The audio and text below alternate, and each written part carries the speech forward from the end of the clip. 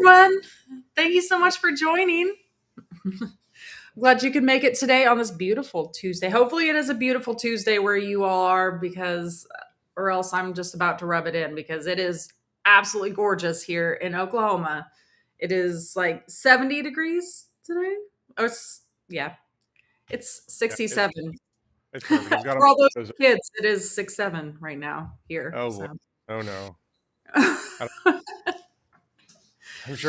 I'm sure y'all know what that means. You've been inundated with the. It's slowed down though, and like the tide has That's turned. Like the teenagers have really turned on it. Like they're like that's not cool anymore. But now the little kids are like egging on the teenagers. So it's a whole thing. Yeah. If you don't know what we're talking about, just Google 6-7. I'm sure you've heard of this. I'm sure you. So good to be Anyways, back. yeah. It's perfect It's weather. always I had a meeting this morning with someone from Canada, and they were talking about snow, and I was bragging on our weather a little bit. I was like, "Well, I've got the birds chirping, the windows open. You're gonna hear some roosters and some goats probably because they're everyone's enjoying the weather right now." So we're excited to talk hopefully. about spring today. So we spent a lot of time this past week getting our garden ready for spring.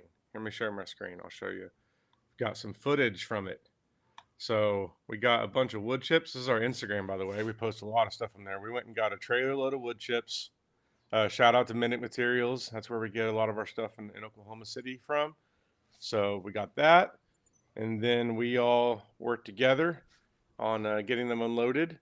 We got this sled that is super useful. I don't remember, I got it online somewhere, but super useful for carrying stuff around. Got everyone involved, as you can see. So, yeah, anyway, that's what we did a lot of. Do we have an after picture on here of the I garden? don't, if you can believe it, I actually did Oh man, not get one. I was like, I need to do it. yeah. Well, like we're still like, got a couple things to clean up, but our garden is like so close to ready now, and it's been interesting for us because it's the first year really where I've come into spring not like feeling antsy that I need to hurry up and get my garden going because we've had gardens growing all winter in our sunroom here behind me. And it's kind of taken the pressure off of spring. We're going to try something new this year in that we are going to mostly grow like more summer type things out in our garden outside and not as much of stuff like lettuce because it's just frankly easier to grow lettuce indoors too, especially with we're going to be in 100 degrees before we know it. We were almost there last week.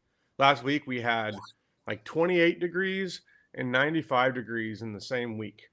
So And that's I think it was just like 2 days apart also. It was crazy. yeah. So we spent the first couple of days of our break like getting our office organized and hanging out inside, and then we went outside. So it was a good mix of everything. So I'm excited to talk about spring gardening today. We're going to cover everything you need to know essentially about getting started with growing food in the spring. So we're not going to talk about tomatoes and peppers that much today. We're going to talk more about the cool season stuff and everything that you can plant literally right now, a lot of places in the country. So if you don't have snow in the ground, then you can at least get some of these things going. And we're going to talk about how to get started and kind of some of the stuff you're going to encounter and all of that. So we've only got an hour, so we better get started. But before we do that, we need to do our giveaway. So if you are new here, we do a giveaway every week. And we do two giveaways actually. We have one that is during this live stream. So at the very end of this, we will do our giveaway then. And then if you are watching this after the fact, then you can still win. You can leave a comment on either the YouTube video or the Facebook video, and that will enter you to win. And we will announce the winner at the beginning of next week's video, like we're going to do right now. So, first, let's talk a little bit about what you win. So, you get a free 1 year app subscription to the Seed to Spoon premium version. This gives you unlimited plants, unlimited GrowBot, where you can literally just take a picture of a bug or a pest or a plant, and it'll tell you what it is and what to do about it. You can log unlimited gardens, unlimited plants. You get free shipping on all of your orders through Park Seed, and yeah. So, and you also get a pack of seeds too from Park Seed. So, Carrie, who's our winner from last week? So last week, this was the comment right here that won. It was congratulations to Martha. So Congratulations. yeah, last week we talked all about peppers. So she was saying that she was excited to get purple bell peppers. I I can definitely agree with that. I love purple bell peppers. I mean, obviously, anything colorful and pretty. So, yes, Martha, send me an email at info@seedtospoon.net. We'll get you hooked up. All right. So let's Nice. jump in and talk about growing in the spring.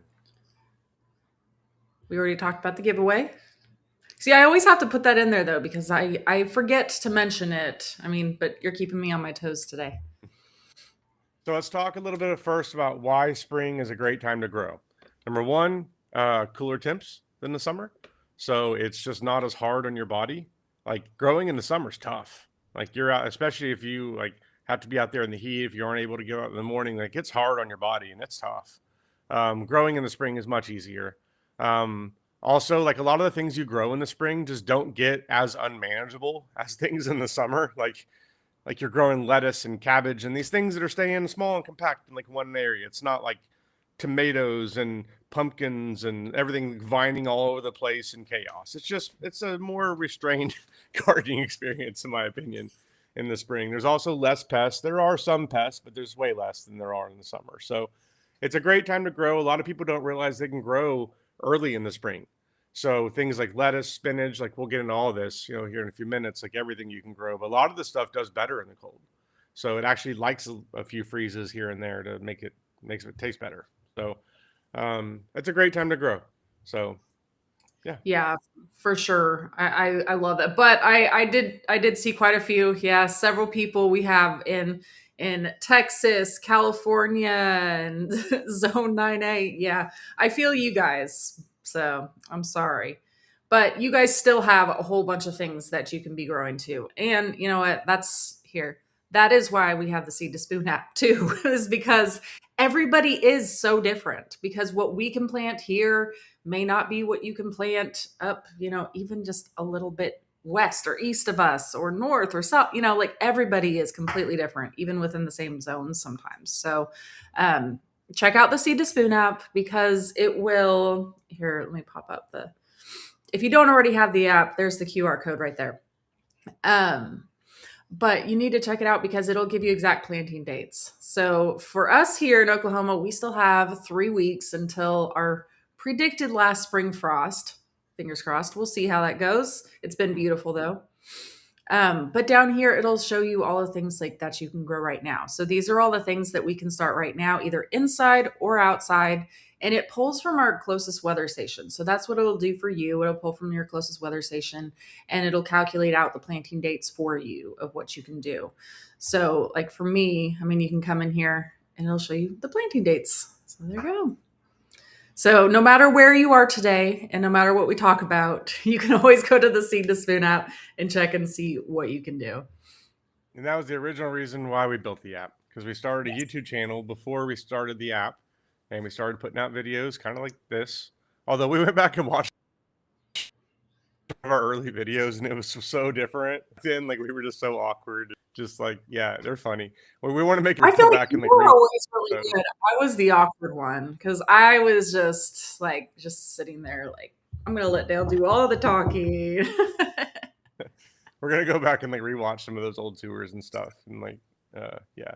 It's So entertaining. anyway, so that's one of the reasons why we built the app, was because we started posting videos like this, and people were saying, "Hey, I'm in Tennessee or I'm in Chicago or whatever, and I need to know when I can grow." And we needed a way to be able to make it where people could calculate it. So that was like the initial reason that even kind of got us started on like we should make an app for this. And here we are. So let's Yeah. talk about the next slide that we got. So I think we're pretty clear on when to start. Oh, sorry. I was putting up comments. Well, normally like we're both clicking buttons, so I'm like trying to not click the buttons on the PowerPoint today, so I don't mess up where we are. I So know let's we've talk done about that. so let's get getting prepped for the garden. So we had to do some of this past week actually, because we've got Bermuda grass that is still an issue. Even though we took a lot of these precautions last year, it gets out of control in a hurry, and especially if you take a few months off in the summer and let the weeds go wild, it just really compounds. So the easiest way to handle this is to lay down. If you can find a bunch of really big pieces of cardboard, that is the best bet. So I would post on Facebook or Facebook Marketplace, even like saying I was in search of free large boxes. And I was able to get in touch with a company that sold like air conditioners or something. So they had a constant influx of giant boxes coming in. And I went and picked them up. So maybe you've got a friend that works at Best Buy and does like TV installations. I don't know. Just try and figure out who you know that might have access to large amounts of big pieces of cardboard. 'Cause you don't want to have Or like all these post little on, Amazon boxes. yeah, post on like Nextdoor or like places like that too, like different social medias. Cause I know I've seen so many comments and like people asking things like that if they have cardboard or different things. Yeah, and like if you go with the small cardboard boxes, it's going to be a pain in the butt, I promise. Yes. Because especially if you have any wind at all, because then you just have all these cardboard like little things flying around, and it's always windy here. So the bigger the boxes, the better. Mhm. Lay that down first. We're also trying some of the black landscaping fabric. Now, I will say, if you buy the cheap stuff, that is horrible. It doesn't last. It falls apart easily. There is like some high quality landscape fabric though that I've seen nurseries use that made me want to try it out. And I bought some of it last year and it went pretty well in some areas. So we got some more of that too. Um, I was on the fence about it, but We what's did that? not have we have a large area out there. We did not have nearly enough cardboard to cover everything. So we had Yeah. to Well, kind of this, do a mixture of both. So, hey, it's a good experiment though to see what works best. So, yeah. So that's kind of one layer of it is if you're going to be growing on the ground, like getting the grass under control. And then you just build raised beds on top of that cardboard and wood chips. And there's a million videos on the internet about how to build raised beds or like another option is going with smart pots, which are essentially raised beds made out of fabric that last, believe it or not, longer than our wooden raised beds. So yeah. we've done both. We have smart pots that have been with us from the beginning.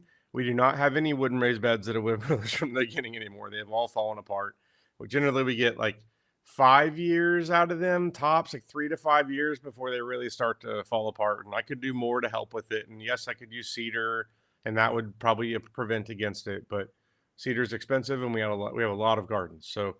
Um, so anyway, I really like going with smart pots. We have a ton of them. Um, there's a lot of different options for them. Carrie, can we pop up a picture of one Yeah, of our I smart? was just about to say, let me find. We have a lot of pictures of them because we use them everywhere. Yeah, so these are some of the smaller ones that we have along cattle panels.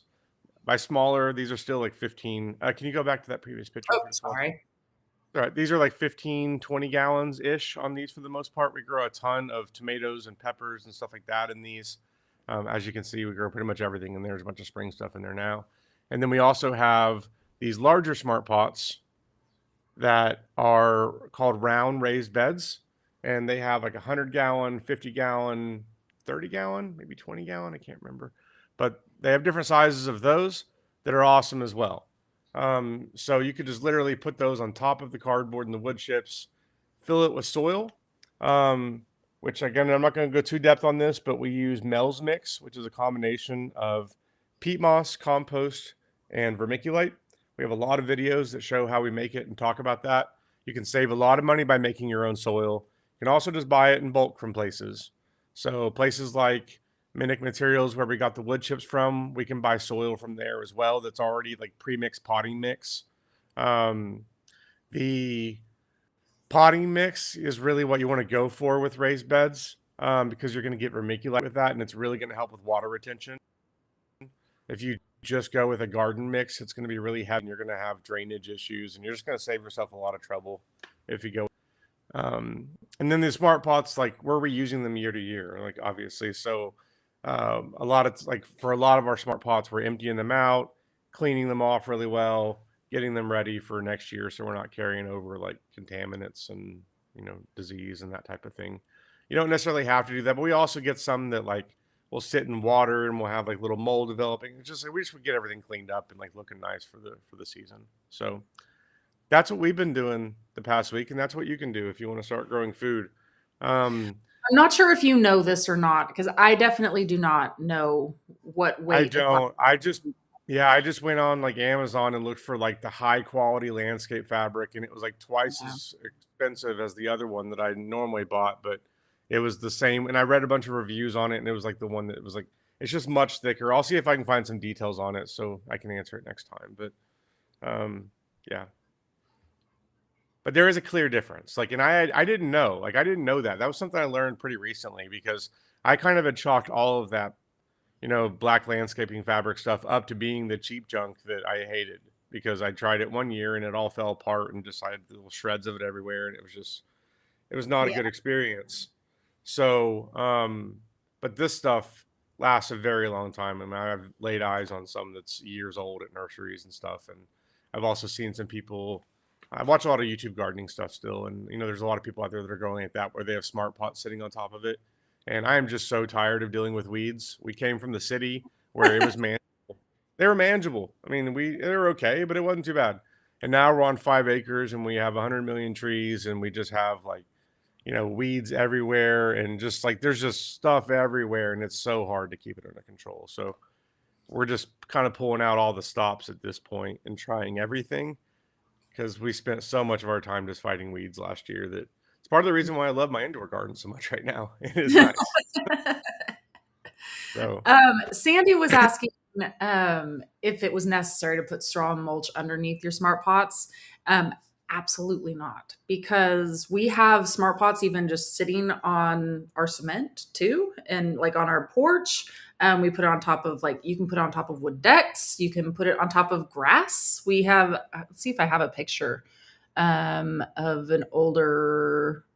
Yeah, I don't think I do, but we've had them anywhere and everywhere. That's just what we do is we yeah. like to put it on top of some mulch, but I will definitely say that not required. if you put it on top of mulch or on top of grass or something like that, it probably will do better though. Because one of the cool things about these smart pots is whenever the roots hit the edge of the smart pot, they don't just start circling and form like root bound, fibrous, like useless roots like what happens in plastic pots.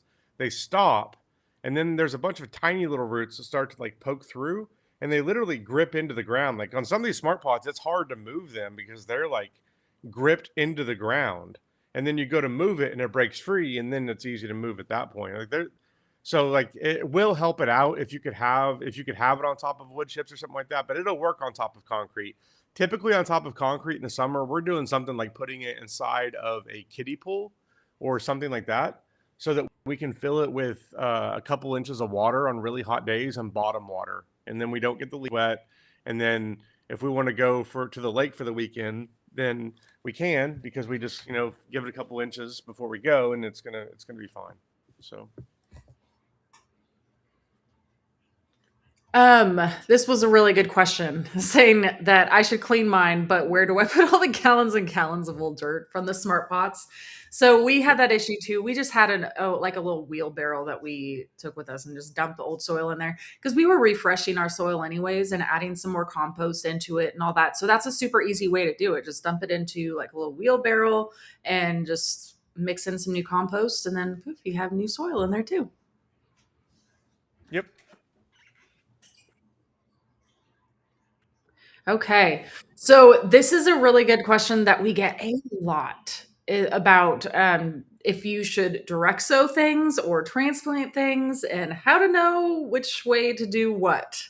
Um, so a really easy, I feel like, rule of thumb is if it is a like root crop or something like that that grows in the ground, definitely go through and direct sow if possible because it will just do so much better for you. Also, things like peas and beans, those don't like being transplanted out at all. So they do much better being direct sown. But the seed to spoon app will show you like all of these things too, because it'll have indoor start dates for some things and some things it won't have them in there. And that's because we don't recommend doing it beforehand, if that makes sense. So if you do, there are some things though that you definitely do want to get a head start on, especially for us here in Oklahoma because as we've talked about, we go from like 20 to 90 like really quick, and it gets so hot so fast. We don't have a very long spring. So if we want to grow things like brassicas, so like broccoli, cabbage, all of those, we need to start them inside and then transplant them out.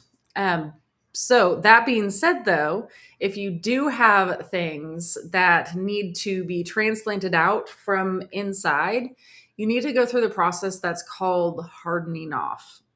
So, this is where over the course of like a week or two, you are gradually introducing your seedlings from inside to outside and just getting them used to the environment that they're going to go into. Because think about like all of the babying that they've been having inside, the perfect temperatures, no wind, no pests, no direct sunlight. Like there's a lot of, they've been babied. So you just gradually want to take them outside and just increase the exposure that they get to the elements a little bit each day. And gradually they will get accustomed to where they're going. And voila, they're ready to go.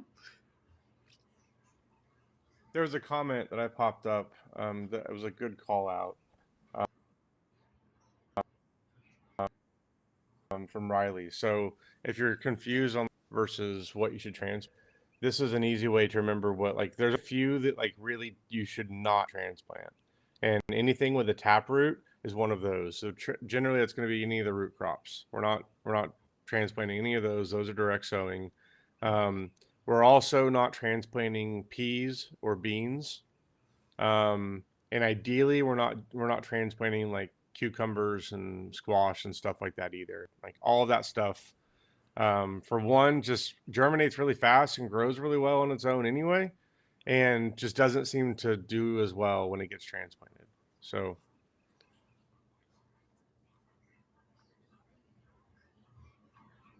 Okay. Sorry, I was looking through the comments because I yeah. was chatting and I missed.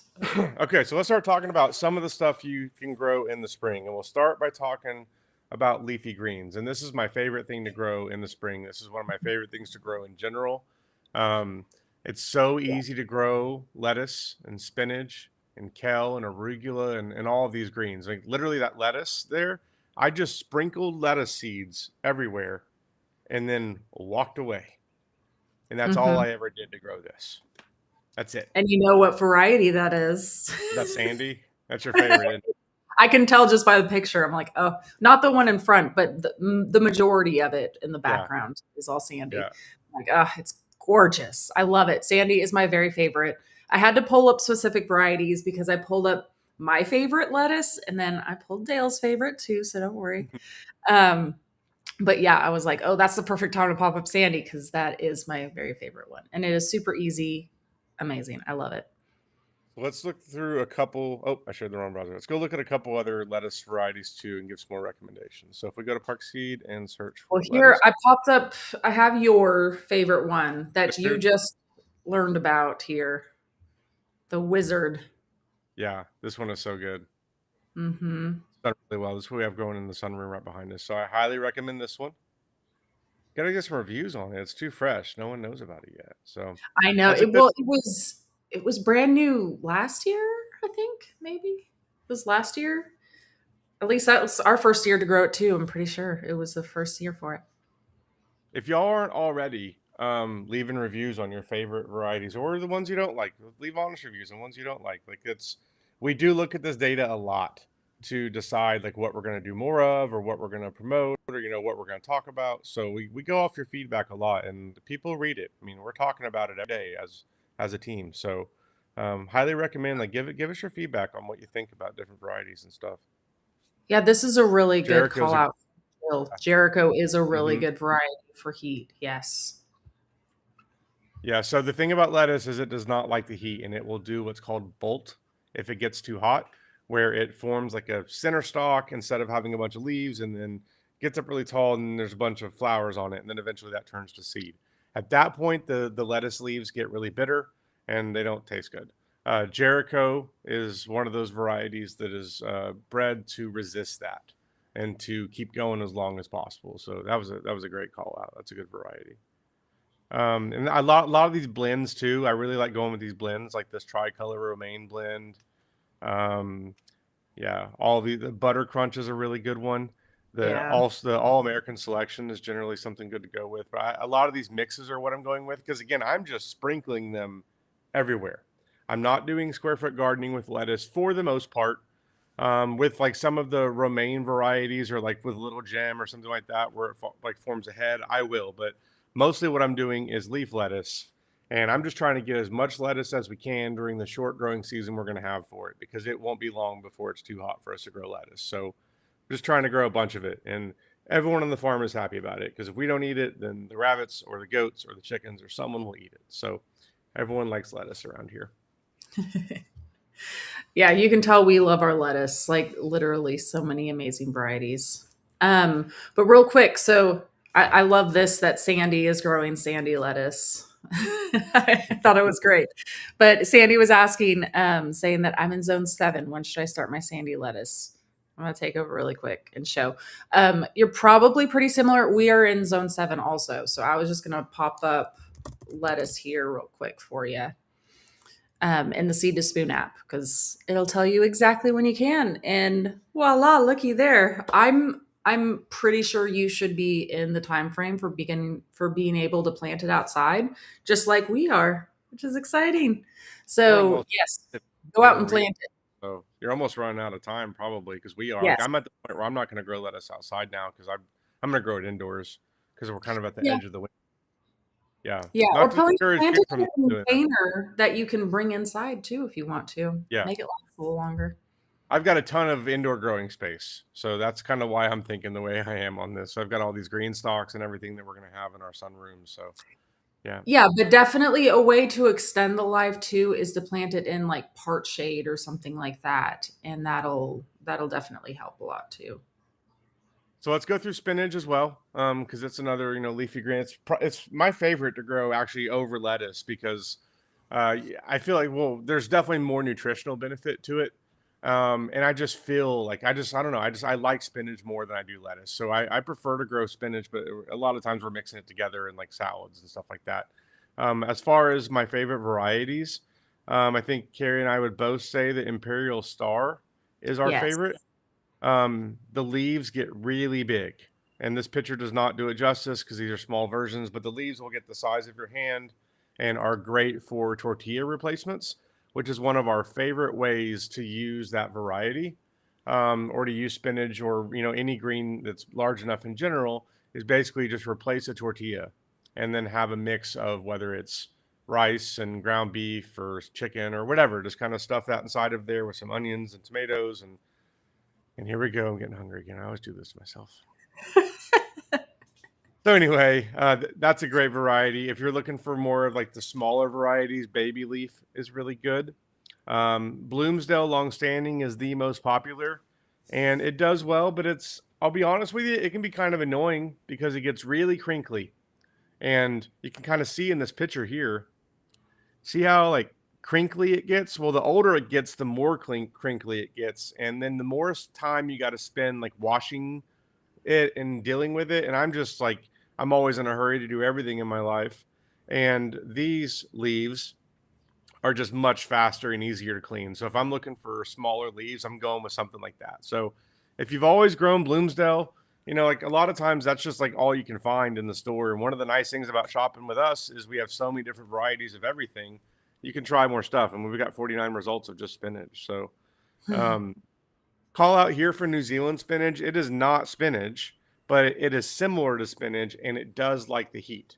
So it is something that we are going to be starting indoors like right now, essentially, and then getting outside here in about a month so that we have greens in the summer. Because that's something to consider is how you're going to get greens in the summer. And then New Zealand Same as spinach, that Malabar spinach. yeah, Yeah. those are the two that that are the replacements. Everything else in here is real spinach. Those are the only fake spinaches. Dark side is really good too. It's one we've grown a lot of. We've grown every single spinach. So yeah. And then for some of the other, are there any other greens we want to shout out, Well, Carrie? I was gonna call out Bright Light Swiss Oh, chard, of of course. yours because that's my favorite. And we have like a gorgeous plant in the sunroom of them. Like they are just so unique in color. There's so many different shades. Like I love these. I'm a huge fan. And they love the cool season. Harvest them and eat them whenever it's cool because they will taste incredible. Trust me, because the first time I tried Swiss chard, I harvested it like it was hot outside. So it was really bitter and didn't taste good. So I thought I didn't like Swiss chard, which is whenever somebody tells me they didn't like Swiss chard, I always tell them, when did you harvest it? And then I try to talk them into doing it again. And this is one too that could be an ornamental. Like we grew it as an ornamental for years before we started eating it, just because how much Carrie liked the way it looked, Yeah. and we didn't really like the taste of it. And then it wasn't because we were trying to eat it like lettuce, or we were trying to like chop a whole bunch of it and like eat it in a salad. That's not good. Even in the spring, it's not good. What is good though is using I this. think it's You like good. a It's good. okay? Yeah. Well, I always mix it up with like lettuce and stuff Yeah, like that. yeah. I'm saying if you I don't just ate it just by yourself, do like a salad of Swiss chard, but I do like a salad with Swiss chard in yeah, it. yeah, totally, Brings a unique yeah. flavor. Yeah. But it's also great. This is another tortilla replacement that we're Mhm. regional because they get the perfect size. The leaves are, uh, I say Beautiful. tough in a good way because they hold together. You can stuff it full of stuff and it doesn't like fall apart halfway to your mouth and go all the way down your shirt. And which has happened with some other of the leaves that we've tried. Where yeah, that happens. So And I figured you probably want to talk about your mustard greens too. yeah, if you are a fan of mustard, the flavor that you're used to from the bottle, then I highly recommend trying growing mustard greens. I had never really eaten them or tried much of them before. And then once we started growing them and I took a bite out of it, I was like, I see why they call it mustard. And this tastes like mustard. And that's probably a dumb moment. But yeah, it was kind of eye opening because I thought, like, why don't I just put this on a burger? If I like mustard on my burger, why am I putting this mustard sauce on a burger, which I don't know like what the nutritional value is of mustard by the time it gets processed and down into that jar and sits on the shelf forever, then gets into my fridge and then gets onto my burger, versus a leaf that I picked a minute ago that like is still green and looks like it probably would be healthy for me. Um, like that was some of the logic there that went into it, and since then, like I've really kind of embraced that idea, and I use mustard all of the time now. So on chicken sandwiches or turkey sandwiches, anything I would put mustard on before, which I love mustard. Carrie hates mustard. Um, it's Yeah, like I one of the there's a few things that she absolutely hates, and mustard is one of them. Pickles used to be it, but she actually likes homemade pickles now sometimes. if we make our own pickles, they taste completely different. I'm telling you, like completely different. The ones from the jar from the store are disgusting. But I can absolutely tolerate the ones that we make. So I'm like, yes, it's good.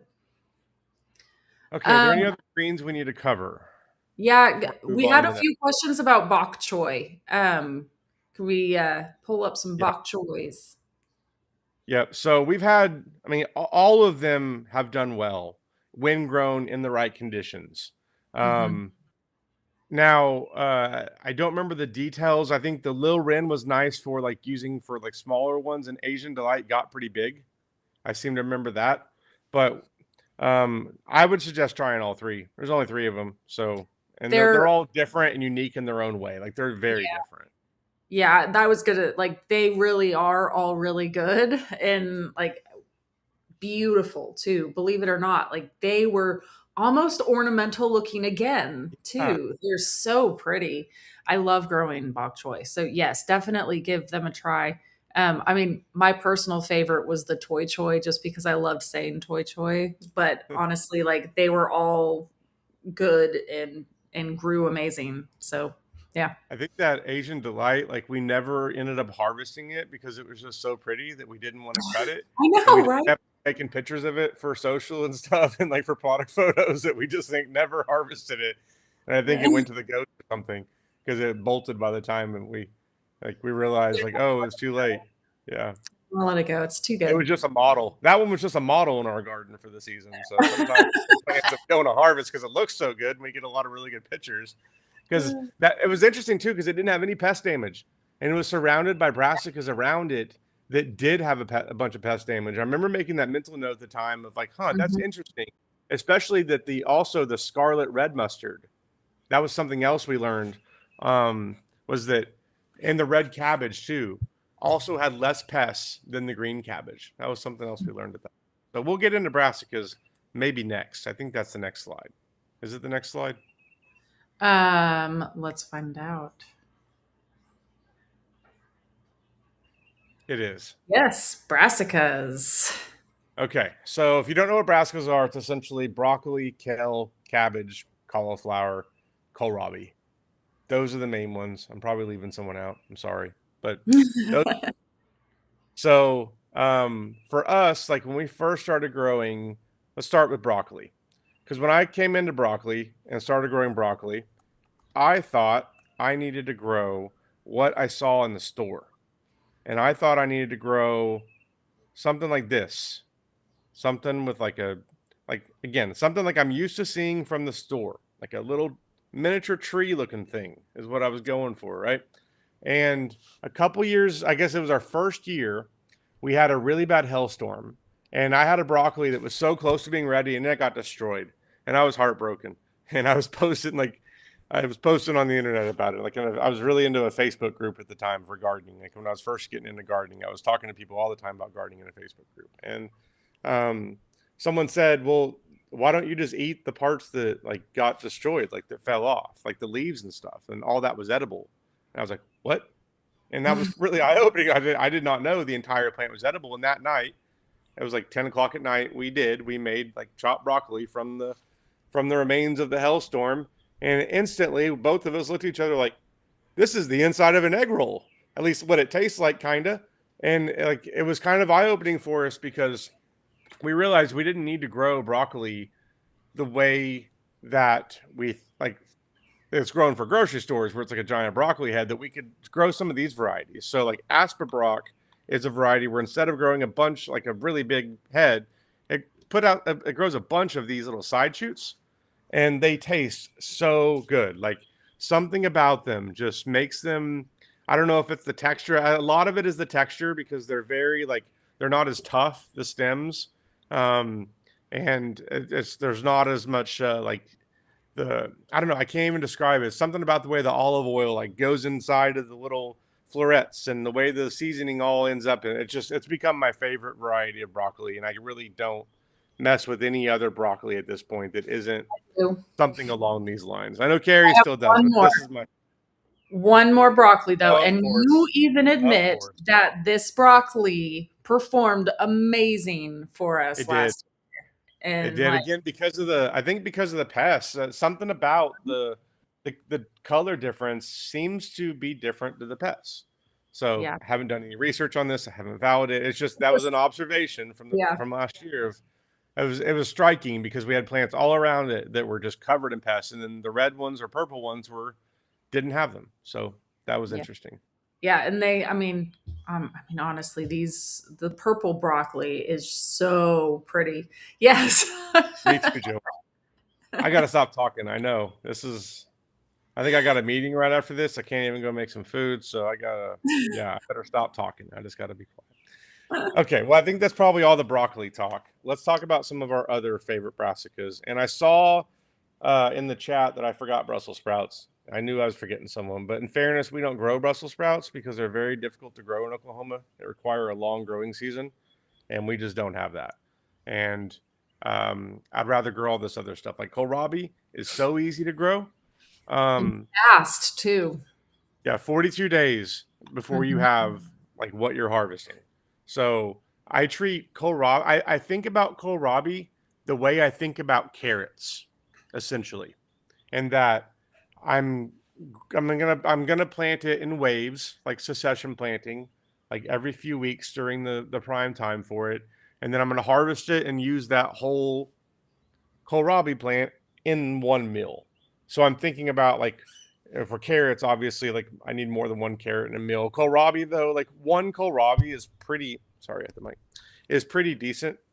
You're going to get a decent amount out of one kohlrabi. So Mhm. we have a lot of people in this house, so probably two to feed the people we've got going. If I throw it with some chicken, and then I'm gonna make everyone hungry again, but some chicken and some cheese, and kind of Yeah, make we've that all done like a together on the really good griddle. stir fry with these before. And what's amazing is that like all of this is edible. So again, like the bulb itself, the leaves, all of it can be chopped up and yeah, it tastes great. It tastes just like the broccoli stem, is what it tastes like. So kohlrabi, to me at least, tastes just like the stem of broccoli. That's the best way to describe it. And Sandy, don't feel bad. We hadn't heard of kohlrabi either until we joined Park Seed, and we tried to grow literally everything that they had. And this is one of those things we're like, huh, we've never even tried that. And then we wish we'd just grown it sooner because it's so convenient. Like I said, it's 42 days, so you get stuff to harvest really fast from it, and it's not going to have a lot of pests. There's not a lot to it. It only has a couple leaves for the pests to eat anyway. Like it's just there's not a lot going on Mhm. with it. It's a tennis ball with leaves, and you can eat it. It really is. Essentially what it is. Yeah, and yeah, Yeah. we just cube it. So I just cut it up and cut it into. By the time I'm done with it, you'd think it's broccoli. It looks just like broccoli cut up, and like the frozen broccoli pack that we get when we still have to buy broccoli from the store. Like we buy it frozen and it's in like the little cut up chunks. It look just like that is what I'm doing with it. Yeah, so Sandy, it's so what you see right there is actually what grows above ground. So that little ball grows like right on top of the soil, and then it comes up with the leaves on top. It's very interesting. If you've never grown it before, you definitely need to check it out because like the kids love the look of it because it looks so cool. Like it's fun. Yeah, super fun. Got a comment from Bruce about not having luck with broccoli, cauliflower, and Brussels sprouts. So what I will say is Brussels sprouts, you're not alone. They're very hard to grow.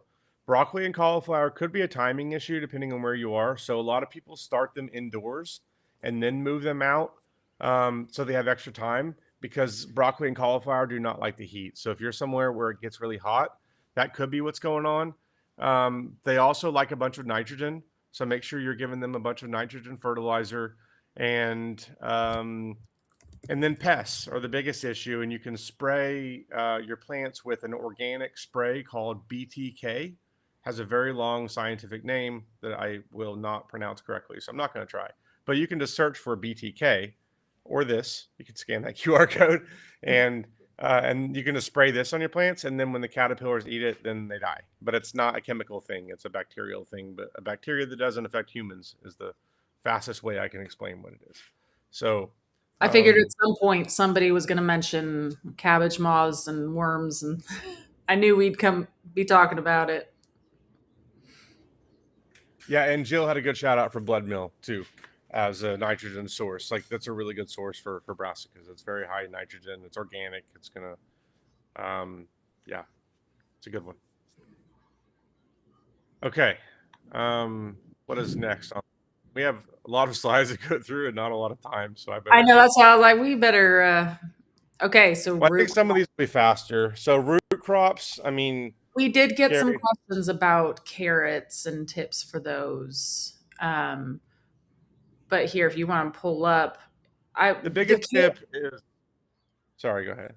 yeah, I was gonna say this. Yeah, Yeah, I'm sure this is exactly what you were gonna say too. So planting carrots is very difficult because they are so tiny. If I mean, I'm sure everybody knows if you have tried to plant carrots before, you accidentally drop in a whole bunch of seeds into one spot, and then you have to go back through and thin them down. So these right here, so this carrot tape just makes it so much easier. So it's essentially just a bunch of carrot seeds spaced out exactly how they need to be spaced out. And you just put this directly in the soil, cover it with a little bit of soil. Perfect. Poof, you have carrots. That's, I mean, honestly, the easiest way to grow carrots. And another thing I will say is that carrots can be a little bit challenging just because they take a little bit longer to germinate and they need to stay moist like the entire time that they are that they are germinating. So just making sure that they stay moist, either with irrigation, or sometimes we'll go through and put like a little burlap sack over top of where we planted them out and water it in.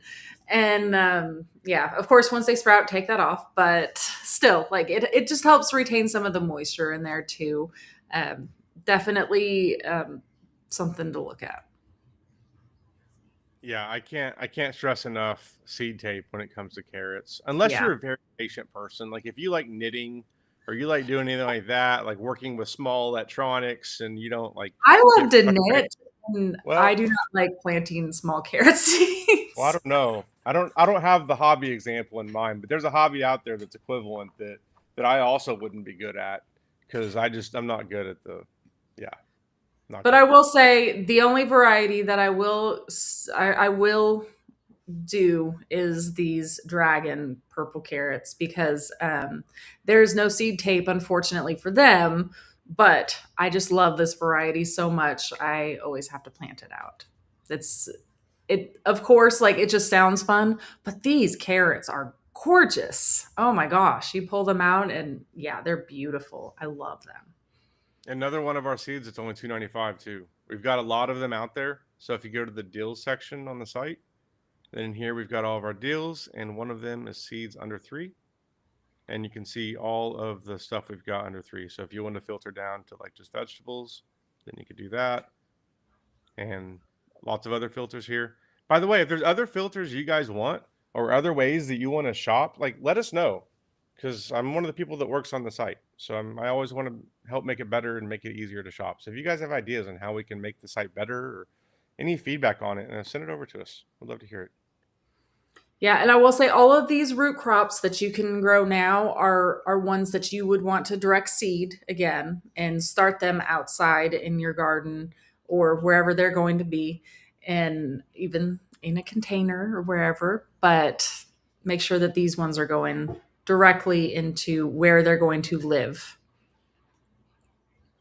Radish are really fun to grow, especially in the beginning, like when you're just getting into gardening, because you're gonna have success.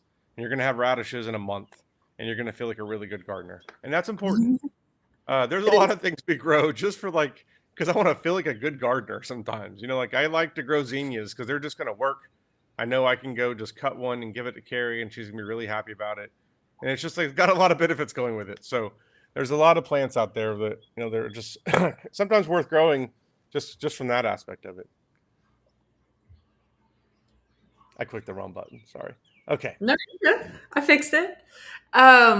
So next, I know a few herbs are out there that, especially like if you're still in the cool season, you can still be planting out things like cilantro and parsley and all of those right there. But whenever I mean, for those of you who are like super hot, I know there's a lot of you out there who are in like Texas, California, Florida. I mean, you can be planting things like basil and like pretty much the sky's the limit and everything. But for the herbs, I did want to call out these so effortless little mats. Like they're really cute. Oh my gosh, I love these.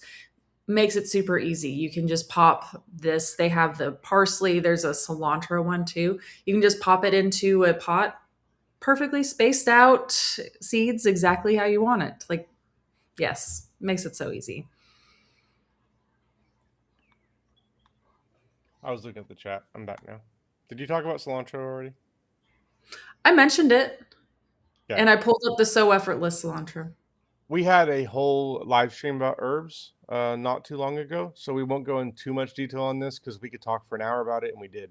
So I highly encourage you to check that out. We talk about all the different varieties of herbs and stuff. Um, some of the cool season herbs, I think she already mentioned, like basil and stuff, is gonna be more of warm season, so we'll get into that here in a few weeks when we start talking about that. But when it comes to like oregano and thyme and rosemary and all of those, it is the perfect time. Here we go. I'm surprised you're not. There we go. It is the Yes, perfect time I to plant know. It is all of always that. the perfect time to plant thyme. Carrie loves puns. I do, especially She with even thyme. made her laugh. Perfect. It's the perfect one to, yeah. I love Yeah. thyme. So In more ways than one. it is the perfect season to plant all of that. Okay. um, and most of those we are going to be like buying transplants from the store on, like when it comes to rosemary or oregano. You can start them from seed. It takes a long time to germinate though. And I want my rosemary now. So at this point, like we're not really buying much of that anymore because we did it a long time ago and we still have them and we're taking cuttings of what we have and we've been propagating those cuttings in the biodome every fall, essentially. It's kind of what we do as our when there's nothing else to do in the garden and everything's shutting down, we start making copies of everything. Basically, we're backing up all of our plants in the fall.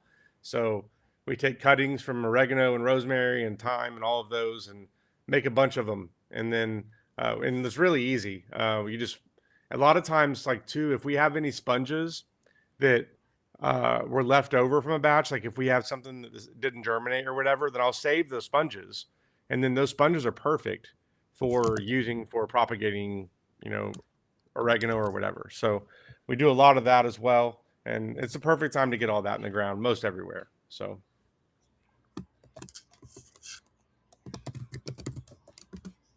okay, next Oh, are we did have flowers. a question really Oh, quick sorry. before we move into flowers about strawberries. And I did not do a slide for We strawberries. also forgot potatoes. I realized Forgot what? potatoes, didn't we? Is there a slide for Oh, that? yeah, I didn't even talk Yeah. about potatoes either. Yeah. I mean, there's so many plants that you can do. Like it's hard to hit every single one. I hit the main ones here. I will say on strawberries, I noticed a big difference when we switched over to growing park seed strawberries. I'm not just saying this because we work here. I promise. I think y'all know me well enough that I wouldn't be able to lie if they wanted me to. Strawberries before when I bought them, like especially bare roots, were so puny that like you could barely tell that there was a strawberry plant there. Sometimes it was like you just sort through the like, especially like we tried an experiment last year where we bought some from the store and then got some from Park, and there was a noticeable difference that the ones from Park are already a couple years old. They're already established. They're already ready to make strawberries. Is the point I'm trying to make here. Whereas the ones you buy from that I've gotten from other places where they're tiny and hard to even find, those plants are a year old tops, and it's going to be a bit before they're producing a bunch. So that was one kind of revelation that I I had when will we. say too, yeah, and like whenever we got these bare roots, like we put them into the ground and it took a week or two before they started just flourishing and they had like all sorts of like leaves and everything and they looked just like I would have expected like a full-on transplant from the nursery to look like. I was so surprised. But it just took like a week or two for them to just flourish. I saw a couple people comment on this. So let me come back and address this again. So yeah, what I'm saying here is if I have sponges where the seeds do not germinate, I save those sponges and I don't reuse them for seeds generally. I usually just have like a it's a bucket that I just throw them into, and I just have a bucket in the garage of a bunch of them, and then I save those to use for propagation because it's been like we tried it last year for the first time using the old ones because before we would just use new sponges and it's like I don't want to use a brand new sponge on this. Like if we could use like reuse one that we've already got that's just sitting there. So we tried it and it worked perfect. So yeah, and not to say I mean you probably could reuse it for seeds, but with seeds I just like to start with completely fresh, sterile everything. I don't like to introduce any type of bacteria or whatever, and um, I just like to be a little more cautious with it. So yeah, it worked really well for that. Wow, Okay. that's Yeah, nice. that's exactly what our experience was. And so whenever we did, we literally got a packet of each one because we wanted to try each one. But they all like grew together. So I don't know the difference between all of the different strawberries. I just know we get strawberries at all times pretty much. So So there's someone asked what a seed sponge is. So this biodome kit is our favorite way to start seeds. Um, and it comes with these sponges here. So you can see this sponge. Oh, right behind you. let me see, I So got one right here. I just watered them though, so they definitely are very wet. I don't want to grab one right now. So these are what you put your seeds in, and if any of the seeds don't sprout, then you're kind of left with the sponge that a lot of people just throw away. But what I'm saying is you can reuse these to do propagation, which is what we typically do with them. Okay, do you want to pull up some potatoes really quick? We did get a question about potatoes right here. Yeah, So, our personal favorite, well, there's a couple, but the first one I want to mention is the Austrian crescent. Is that on there? Some there it is, right yeah, there. This one was one that kind of surprised us. We didn't realize that we would like this one so much whenever we grew it, but these are, I mean, they're very small. They're nothing super impressive about the size or anything like that, but they just, I mean, they were very prolific, grew a whole bunch of potatoes, a bunch of the little potatoes. They were just the perfect size to just wash off, pop into a pot of boiling water. They made amazing mashed potatoes. Like they are just, they taste so good. Like they just, yeah, these were definitely like one of our favorites that we've grown, and we're growing them again this year. yeah, definitely, definitely one of my favorites. Couple other ones I'll shout out. Purple Viking was a really cool one. Yes. Purple potatoes. The kids thought it was cool. Hmm. Um, I mean, a lot of these are just kind of the standard ones we're used to. I'm trying to think of other ones. I mean, these are when it comes to potatoes, like it's a really good value too. So for that $15, you're going to get so many potatoes. We ordered every variety a couple years ago, and we struggled to plant them all. And we have, I don't even know how many smart pots we have, but we filled every single one of them with potatoes. Like every leftover smart pot we had, we filled with potatoes, and we still had leftover potatoes. So you get a lot in these bags. So I would just pick a couple and go with it. But I highly recommend the Austrian Crescent and then the Purple Viking. And then I don't know if I was going with the third one, probably the Nicola, but I don't have strong feelings on it. Kennebec is pretty popular too. Bet had an interesting question. Can I grow the fingerlings in a green stock? And you know what? I bet you totally could. That is an interesting Yeah, thought that I might have to try now that you suggest that. Because I yeah. mean, they are pretty small. So I mean, I imagine you put one in there and you'll get a handful of them back. I think if we just put like one in each pocket and had an entire shelf of the green stock dedicated to that, then there's a good chance that green stock is basically just full of potatoes.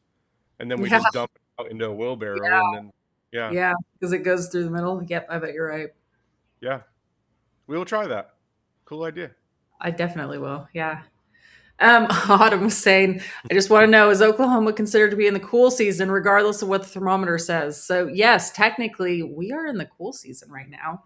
And yeah, so that's why we're growing a bunch of cool season stuff. Not quite on the tomatoes yet. As she was emailing me earlier, she's like, I really want to put my tomatoes out. And I was like, I'm I'm there too. I feel it because of the temperatures, but yeah, we at least where I am in Oklahoma, we have another good 3 weeks left. Can we talk about Um, flowers? yeah, we can talk a few minutes on flowers. Um, yeah, my goodness. So flowers, especially if you are in the cool season, there's a whole bunch of the my favorites, personal favorite, I'm going to pop up here, is the calendula. So amazing. It is an amazing companion plant, especially if you just grow like veggies and all of that. Um, calendula is probably one of my favorites. And we're growing several different varieties of them, but this one was one that's tried and true. We've grown it for years. It does amazing in the cool weather. It actually survived and did amazing through the summer for us too. Like flower, I feel like. I love it. Um, and then, of course, like things like pansies and violas are always going to be something that is great for the cool season, whether it be spring or fall. And this flirty skirts is probably my favorite one, just because, of course, I got it because I loved the name. I thought it was a really cute name. But also, like, they're just really great, cute, tiny plants, and they give these beautiful flowers. I love them. Like, these ones are just a little bit more ruffled. That's why they're called flirty skirts. But I liked those ones. And then the other cool season one I wanted to mention are snapdragons. So, but snapdragons, again, just kind of like calendula, while they do tolerate some cold weather, they do great in the summer too, for us at least. So, those were just a couple of flowers that I wanted to mention that I feel like, regardless of what the temperature is, hopefully somebody can be planting them wherever you are. And then I will show too on our site, if you go to flowers, there's a cool season flowers section here. And then you can see all the flowers that are good for cool season. Nice. And yes, Jill, I will direct seed those. Some of them I start inside just because I want to get a head start on blooms and things like that. But especially like calendula, I've started outside. I've started snapdragons directly outside before. A lot of them you can just plant seeds right now I too. see some in the chat saying the audio isn't working. Uh But there's nothing on our side, so I don't know what's going on. oh. Okay. Well, we can go ahead and do a winner. You want to put a comment in there and tell them that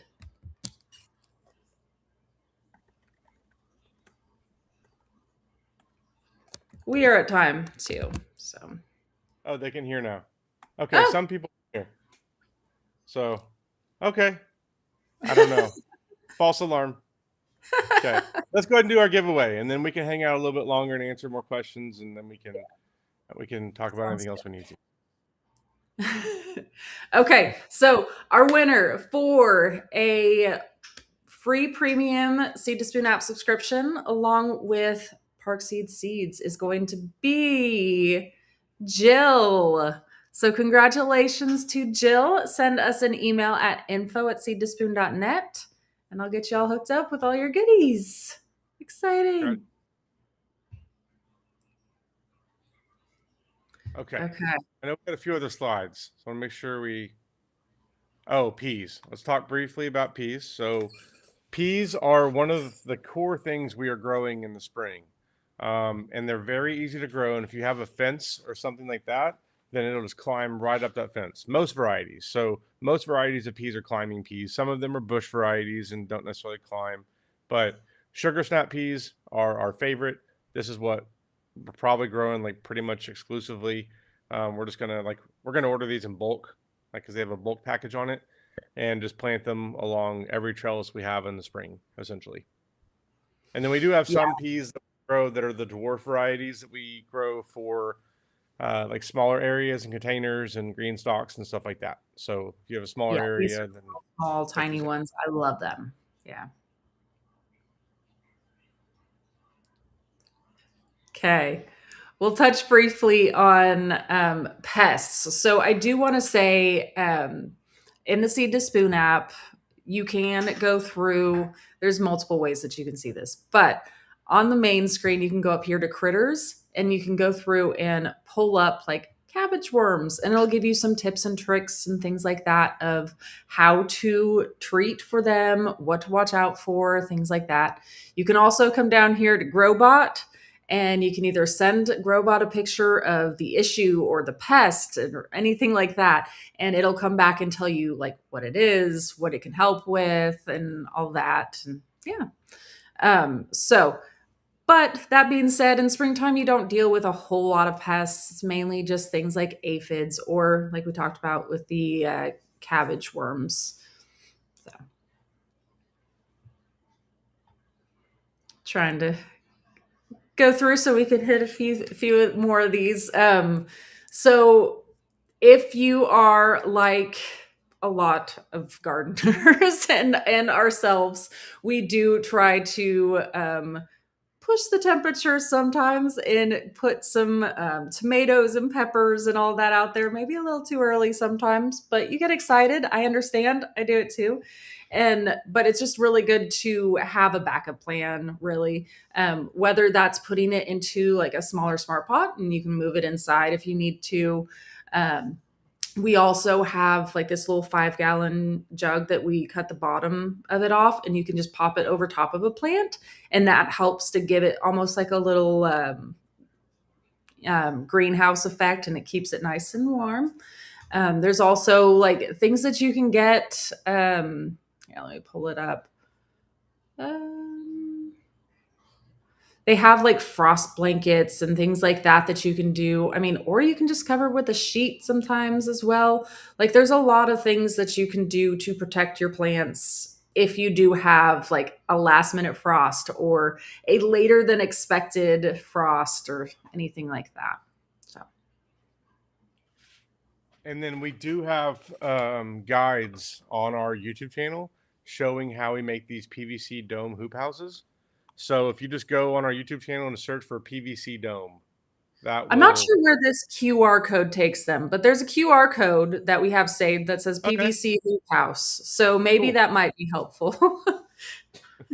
We promise it's safe. We know where we know it goes to Well, one it's of our something links. We that just don't that know. we did at some I know. point. It's just not one that I know I'm just exactly. saying you can't lead with. We don't know where this link goes, but you should click it. Like, I'm saying we know it goes to one of our videos. It goes to one of our videos. I just don't know which Yeah. one, and hopefully it's a new video. I don't think Yeah. it's that old. So All anyway, right. Well, I think that pretty well covers what we were going to talk about today. We got one more slide. What is it? Questions. Okay, we did it. Thanks for hanging with us, everyone.